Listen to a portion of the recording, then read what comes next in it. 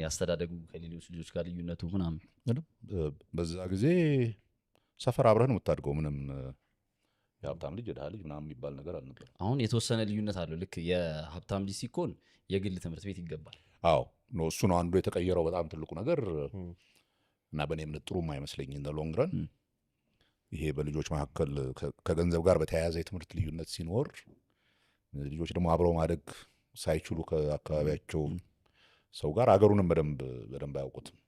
አይ ቲንክ አሁን የማየው እኔም በማውቃቸው ልጆች አካባቢ ልጆቹ አንድ አይነት ልጆች ነው አብረው የሚውሉት።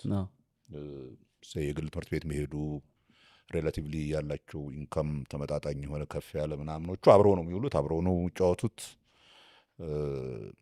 እንጂ ይሄ ከሰፈር ሰው ጋር ከሰፈር ልጆች ጋር ምናምን ብዙ የለም አሁን። ያኔ ግን አብረህ ነው የምታድገው። ከትምህርት ቤት ወደ ቤት ከቤት ወደ ትምህርት ቤት ይሆናል። አዎ ትምህርት ቤቱም ግን የመንግስት ስለሆነ አብዛኛው አንድ ላይ ነው የምንውለው የምናድገው።